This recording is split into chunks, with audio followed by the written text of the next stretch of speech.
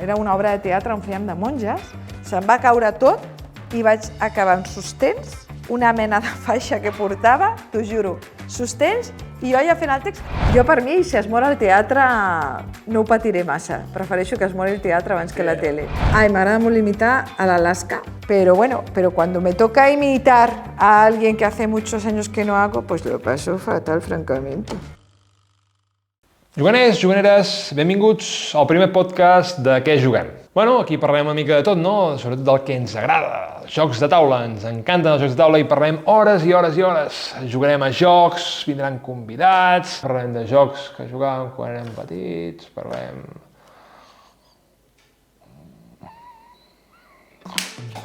No entenc per què tothom ha de tenir un podcast avui en dia. Són avorridíssims. Jo vull jugar, muntatge boig, música, gràfics... Juganers, avui jugarem un joc on farem de locutors de ràdio, però procurarem no ser tan avorrits com els podcasts d'avui en dia. A més, ens acompanya una tia divertidíssima. Som-hi. A què juguem?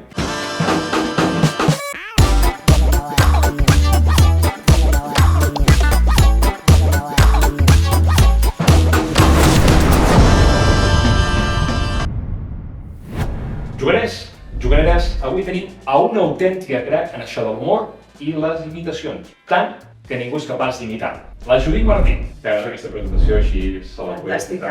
Sí. Què tal? Molt bé. Bueno, merci primer de tot per venir, per deixar-te enganyar, venir aquí a Word, a casa també, que has fet el tornalet, no? Sí, la casa museu. Sí. Encara estic en xoc. Avui fem un joc de taula que crec que t'agrada. O almenys l'hem fet bastant basat en tu. Sempre en els cara a cara. Dies de ràdio, què voldrà dir? Quina relació té amb mi? Avui farem un joc que es diu això, Dies de Ràdio, on improvisarem històries. Històries a través de, primer de tot, diguem un gènere, que el direm de manera a l'atzar. És guai perquè és un joc que no és competitiu, sinó que és cooperatiu. Vale, que no ens matarem, Que això està guai perquè tu em fotries una pallissa, m'entens? I el que serà xulo és que si en algun moment fem gracieta, doncs, on fem gràcies nosaltres de l'equip, ens donarem una fitxa de gracieta. Ah, molt bé, estupendo. És això, la fitxa de gràcia. Però això t'ho has inventat tu o ho posa aquí? Això és el que hem inventat. Vale, doncs anem una mica, i també això és una entrevista, per tant aquí hi ha unes preguntetes que ha fet el guionista i que jo no sé. Anem a començar, jo estic una mica nerviós, perquè a mi m'agrada molt la impro. Jo he fet matxos d'improvisació i tal. Ah, val, d'acord. És que pel que veig el format és com una adaptació total de l'impro show, no? Totalment. A més tu en saps una mica. Jo me'n recordo com a tu, els primers cops que anàvem a veure els impro shows del Teatre Neu. I he treballat durant 9 anys al Teatre Neu, fent un espectacle de teatre d'imatge. I molt abans, ja. A la sala de baix, no? Jo ja anava poc, com pots comprovar, a la sala de baix.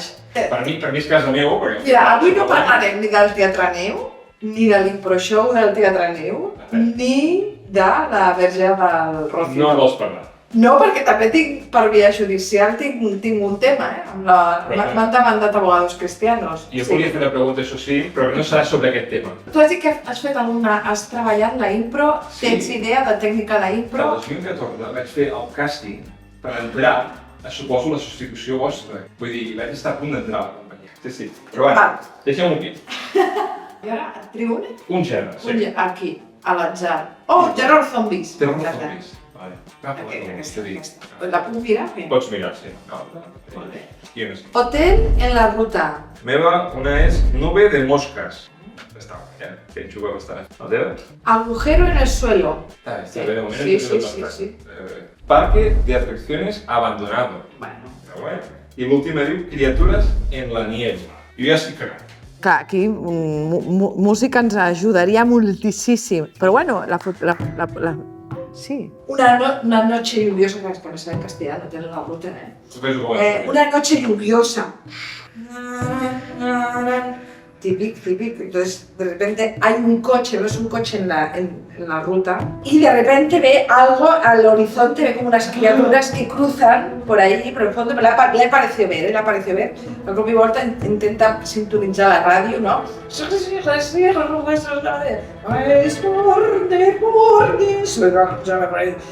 Estaba viendo una serie de emergencias. ¿Qué demonios está pasando? Dios mío, és als 80, Aquí no hi ha mòbils, ¿vale? Perquè si no se m'escatxava la història. Bien, pues, i de cop i volta el cotxe s'escatxava. Comença a sortir fum del cotxe, obre el capó del cotxe i surt una nube de mosques. Comença a córrer, està fent foc al cotxe, comença a córrer. I troba una casa que entra dins la casa. Hola, hi ha algú? Hola. Puja una escala, està mig trencada i es queda enganxat en un forat. Intenta sortir i de cop... Surt un gat, ojo, perquè llavors es fixa que la casa on havia entrat era realment un hotel. Comença a veure, se n'adona que hi ha un taulell, que hi ha els casilleros amb les claus i tal, i de cop i volta sent que darrere del taulell se sent com un sorollet i un clic, perquè llavors intenta treure el peu i està sentint que hi ha com algú darrere del taulell. I aquell clic, llavors és quan es gira i surt un zombi vestido de botones. I llavors el zombi fa i la veu. I se'l queda mirant. I toca a mi. Comença a cridar molt fort, va tirant, tira tant que deixa la cama allà, però queda lliure. Queda lliure. Com que deixa la cama? La cama suelta? Sí, queda la cama allà. Sí, ella queda lliure, sense una cama. Patir. La deixa allà, comença a gatejar, comença a caminar tant com pot, clar, es pot agafar la brana, saps? Mentre el zombi l'està començant a perseguir. A córrer com pot, amb una... Com pot, clar, sí, amb la falleta aquesta. La sang va quedant així més pàl·lida cada vegada fins que veu una porta així com de colors, obre la porta de colors i es fica dins, pum, tanca. I quan es gira, veu que està dins un parc d'atraccions. Abandonat. S'ha dit... Bling-glong, gling-glong, gling-glong. Comencen totes les atraccions a funcionar. Allò de que algú encés un generador i... La Nòria, els autos de xoc, era una noche d'autos de xoque, i tot comença a funcionar, ella està al·lucinant amb la cama, allò que ja surt, li surt a raig, es gira i està Susan, déjame jugar contigo, Susan. Llavors ella, què fa? Puja a la Nòria, llavors un cop a dins comença a donar voltes, la càmera es va allunyant, és un dron i ella està, en fi, amb els ulls en blanc, s'ha mort, però la Nòria, cling-long-lang. Mentrestant, el dron surt disparat cap a dalt i es va veient com una horda de zombis comença a arribar al parc i a obrir a batzegades la porta. Continuarà. Què mires? Et sorprèn això? En tinc molts més, Però sabeu quin té més? Mazom! Mazom tenen tots els jocs del món. Bueno, más o menos. Mazom són els nostres fantàstics patrocinadors d'aquest programa. Ells tenen aquest joc i molts més a les seves botigues, tant online com físiques. A les galeries Maldà a Barcelona, a Bilbao, i a més la fantàstica gent d'allà t'aconsellarà molt millor que jo. Quedeu-vos fins al final d'aquest vídeo per veure fantàstics descomptes a les seves botigues. No us ho perdeu. Jo crec que hem fet bastanta gràcia. Tu, òbviament, ets la Messi d'això, per tant. Bueno, ai... Jo m'enduc una, perquè crec que ha estat bastant divertit el moment que es deixava la cama allà. Sí. Aquesta ha estat bé, no? Vinga, va. Me'n regales una altra? Te'n regalo, sí. Jo crec que una cosa que sí que t'haig de comentar és que és guai, és com jugar amb en Messi al futbol, que és com més fàcil. Perquè Messi te la passa bé, li passes i l'aprofita. Va, et vaig fer una pregunta. Primera pregunta. Vinga. Aviam si... Quina és la clau per viure d'actuar i no morir en l'intent? La clau és fer qualsevol cosa. No ser primmirat, estar disposat a tot. És que és un tòpic, però és que és així. Clar, jo he passat molts anys fent el que molta gent haurà viscut també de bolos, bolos a discoteques, a les tantes, o en cases privades, que tu dius, jo ara què foto aquí? O sigui, hi ha hagut marrons bastant guapos, o per empreses que t'han tractat fatal, perquè tu... Clar, jo ara soy conocidilla, però quan no ets ningú ets el pallasso. Bueno, jo he fet festes de pallassa, també, i moltes vegades et tracten molt malament. La més xunga, n'he viscut moltes d'aquestes de festes d'aniversari, amb nens que boicotegen tot l'espectacle, d'aquestes n'he viscut moltes, però me'n recordo una especialment, que era per gent de molta pasta a un resort a Andorra, gent molt gran, molt rica, i van ser molt maleducats. Vam pujar a l'escenari a fer impro i constantment... Bueno, llavors van començar a cridar, però... Baila! Cuenta un chiste! Però d'aquest plat, els va començar a fer gràcia fer boicot a l'espectacle, els va començar a fer gràcia. Llavors, clar, no hi havia manera d'avançar. Ens van començar a tirar molles de pa, però gent... No, t'ho dic en sèrio, gent trajada i educada. Per exemple, jo vaig treballar en un magatzem de logística a la zona franca amb un horari infernal. Jo preferia, va haver-hi moments... El que passa és que aquella feina es va acabar, van tancar aquella empresa, però aquella feina a mi m'encantava. Ho dic perquè això, he fet de teleoperadora i altres coses que no m'agraden gens, però sí que hi ha professions que hagués preferit abans que dius, sí, estic treballant d'actriu, però és que això és humiliant, és molt dur, són horaris infernals, et sents com una merda, no? Llavors és com... Sí que hi ha hagut moments durs de dir, crec que prefereixo treballar del que sigui.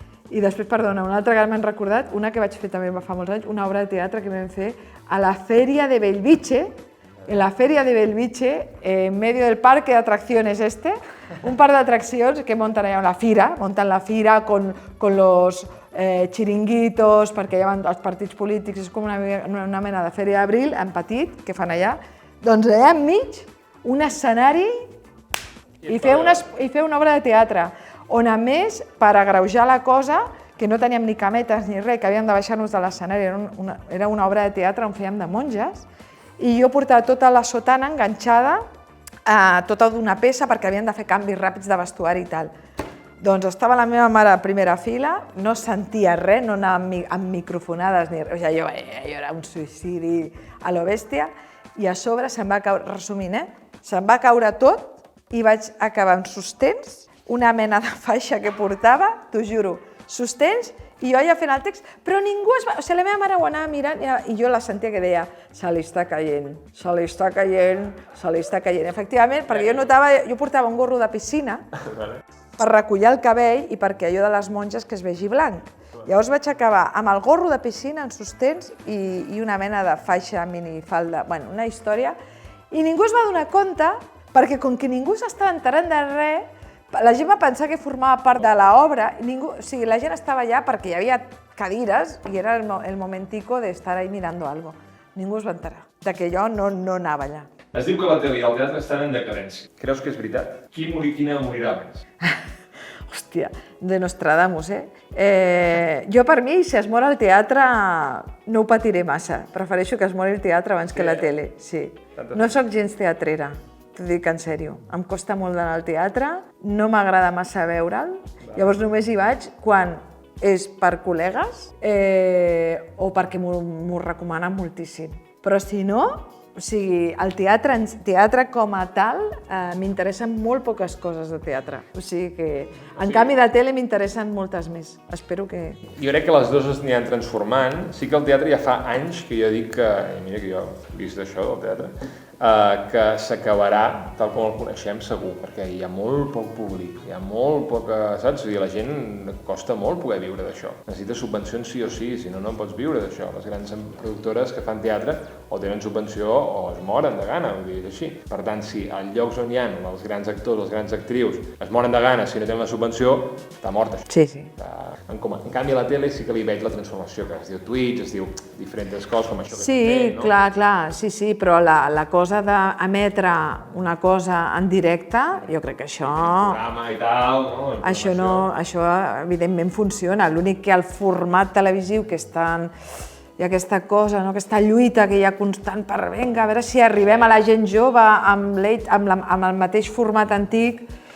Clar, és que això això s'ha de transformar. El temazo que jo em ve al cap, que és una cosa que parlava amb un col·lega, és que, clar, el teatre porta 2.000 anys fent-se, més o menys. Clar, no, però jo crec que gent actuant en directe per gent, això continuarà funcionant, igual que l'stand-up ara està vivint, i segur que tot, vull dir, et funciona a saco, i jo també m'hi funciona el que faig. Però el teatre de text més clàssic, convencional, bueno, això jo crec que està perdent pistonada o com a mínim a mi m'interessa molt poc. Volia parlar del tema que em diguis, el que tu vulguis, sobre què en penses de la censura, de com està la censura actualment en el país, perquè l'estàs vivint tu. Saps què passa? Que no sé, m'agradaria poder-ho contextualitzar, perquè jo no sé realment en èpoques passades com era el tema. El que... Sí, però tu portes vivint d'això 18-19 anys. Clar, però una cosa és... I t'ha passat ara, no? Clar, perquè ara soc més coneguda, molt més coneguda, i una cosa és treballar en teatre o en una festa privada, una festa major, on sigui, i jo només espero que això, que en aquest àmbit deixem de... O sigui, que deixi de ser la tele aquest altaveu, que és com que si pots dir a la ràdio, perquè jo a la ràdio he dit unes bajanades, que espero que ara la gent no com faci hemeroteca, però he dit unes burrades. Bueno, la Vane i la Nunu és una fatxa, vull dir, no, he dit burrades molt grans, però jo mai m'he sentit coartada amb això. Llavors, evidentment, jo sé que ara m'ha quedat molt clar que hi ha terrenys que no pots trepitjar. També el meu company, el Buigas, bueno, sí, amb el tema de les rates també va d'anar a declarar i tal. Vull dir que hi ha tema seguretat, forces de la seguretat, tema Casa Reial i tema religió, són temes intocables en mitjans públics de gran difusió com és la tele. Llavors jo només espero que en altres àmbits puguem seguir dient la nostra, perquè no té cap sentit. I que en aquests també arriba un moment que es pugui dir el que es vulgui. Però sempre hi haurà algú que et demandi i sempre hi haurà algun jutge que et digui ok, sí, lo admito a trámite. Llavors, és igual, acabaràs guanyant, perfecte, però aquest mal tràngol i aquesta despesa d'advocats, això continuarà havent-hi. No ho sé, noi. Molt bé, doncs, seguim amb això rapidíssim. Sí, vinga, fem una ràpida d'aquestes, com l'ajedrez ràpido, saps? Vinga, va. Què fem aquest? Vinga, què és? Policia al negro. Molt bé. Agafem quantes postures, Carajo. Bueno, si cal, si no fem i si no, no. Vale, perfecte. I a veure què passa, vale? Vinga. Vinga, pura asesinado. Hi havia una vegada una història de foscor on, de cop, van trobar dins d'una casa una persona assassinada. A veure, Era un cura i va sortir en el programa de crims. Director de pornografia. Hòstia, acaba tot. Quan la investigadora Margaret Mackenzie,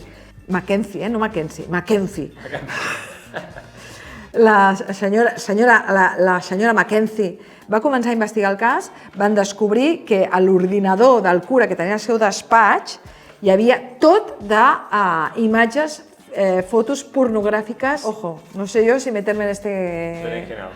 Jo no aniria per aquí. També, això, laboratorio de metanfetamina. Uau. També es van adonar que dins d'aquella localització també hi havia un laboratori. Allò semblava com si fos la sèrie aquella del... Breaking Bad. Res, era un laboratori ple de metanfetamina. I allà, a més, hi havia gotes de sang. Per allà hi havia passat el cura. Doncs Mackenzie va analitzar aquestes gotes de sang i van veure que ladrones surferos en realitat no era un cura. Es van donar compte que aquest home no havia estat, portava l'alzacuellos aquest, però és que van començar a veure que aquest home no era cura, d'on havia tret. O sigui, havia entrat a aquell monestir per no levantar sospechas, però havia convertit en un laboratori d'amfetamines i de pornografia infantil, però en realitat ell formava part d'una banda molt buscada de ladrones surferos internacional de Califòrnia. Imagina't. I això se'n van adonar gràcies a una llamada des de la càrcel. Gràcies a una trucada que van tenir just en el moment que estan investigant d'un dels col·legues del fals cura, que li estava dient Arnold, ¿tienes ya el paquete? Arnold, el paquete. Lo necesito ya, tengo que salir ya de la cárcel, Arnold! I ella se'n va adonar que tot era un cas. Llavors una conxorxa. Llavors van dir, siguem-li la veta a aquest home, el que ha trucat des de la presó, Arnold, no li direm res, aquest paquet de què es tracta i seguirem el joc. Vale? Llavors van mirar de, a veure, a quina presó està aquest paio, i van a buscar-lo, con un paquete, ¿vale? La policía llega antes. Per què? Perquè lo típic, que era la CIA, ells eren de la CIA, però la policia havia arribat abans a aquella presó i se l'havien carregat al paio i la investigació se'n va anar a Norris, una vez más por culpa de la estúpida policía, cuando esto era caso de la CIA. Maldita sea! Continuarà, perquè això... Aquest és el primer volum, La chica que olía a gasolina y anfetaminas, parte 1, El cura falso. El falso cura. El falso cura surfero. Qui t'agrada més imitar i qui menys? Qui m'agrada més imitar? M'agrada molt imitar a l'Alaska, perquè ella com a personatge em fascina. Y no sé, quien menos me gusta imitar, pues es de repente, pues supongo, así como personajes que son de hace pues de mucho tiempo y que de repente, claro, es que, por ejemplo, me ocurre en la radio que como no tienes una preparación, pues a veces Clapes le gusta mucho pues pillarte con el pie cambiado. Y entonces, bueno, a veces de repente me dice, bueno, Marta Sánchez, y digo, pero si hace 2 años por lo menos que no hago a Marta Sánchez. ¿Y cómo era? Entonces me quedo bloqueadísima. Y entonces, pero ahora ya me coge la risa. Antes lo pasaba fatal. Pero sí, él a veces como que le gusta sorprenderte y dice, hombre, hoy tenemos aquí tal, y a veces sale muy bien. Por ejemplo, pues la Vane, la poetesa Marta Gine y Velasco, estas surgieron de un imprevisto total, pero bueno, pero cuando me toca imitar a alguien que hace muchos años que no hago, pues lo paso fatal, francamente. Mira, això doncs per tu. Molt bé. Hola, mira! Has guanyat tot això. Mira. I jo n'agafo una, vale? Vale. Mira quantes tens. Jo en tinc 5. Jo tinc 4, 5, 10, 15, 19. No, bona, He guanyat, Bona, si m'has fotut de la pallissa. És col·laboratiu, però he guanyat. És col·laboratiu, per tant hem sumat tot això. Tu has sumat més. No, he guanyat jo. Ja està. Et demanaré que ens signis aquí darrere, perquè això ho sortejarem després per xarxes socials, per Instagram, i amb la teva firma, dedicatori, tot el que vulguis. Si voleu aconseguir, ja ho sabeu, anar a Instagram, allà compartir, comentar, aquestes coses, i això pot ser vostre, val? Dies de ràdio, amb Judit Martí. Això anirà a alguna persona, no? Sí, i el cura surfero fals. Hòstia, escric fatal, ahí està, i la firmita. Guai, aquesta firma tu. I et regalo el We Can Play. És un joc de cartes on tots són dones que han canviat la història del món. Tu? Però surto ja, no? Aquí podem fer una carta especial, si vols, vale? I aquest jo crec que fins i tot, si us volguéssiu per al vostre podcast, pot ser divertit, no sé, miret-el, i és un joc d'ordenar, per dir-ho d'una manera... Sí, l'havia vist en alguna banda, sí, l'havia vist perquè a mi els jocs de taula, o sigui, no soc gens, o sigui, no soc un nivell massa alt d'afició, però tinc molts amics que sí que són d'aquests que tenen habitacions plenes de jocs i tal. Vull dir que algú sé i m'interessa. I l'havia vist per ahí i moltíssimes gràcies. De res. Gràcies a tu per venir, t'has passat bé? Sí, super. Hem jugat una miqueta així, de l'intro. Sí, superinteressant. Sí. Molt bé, moltes gràcies. Joanès, això ja està. Ara no cal que faci un podcast mai més, a no ser que insistiu molt. En fi, com cada setmana podeu trobar aquest joc i molts més a les botigues Mazón. Ens veiem la setmana que ve. Molina, talla això.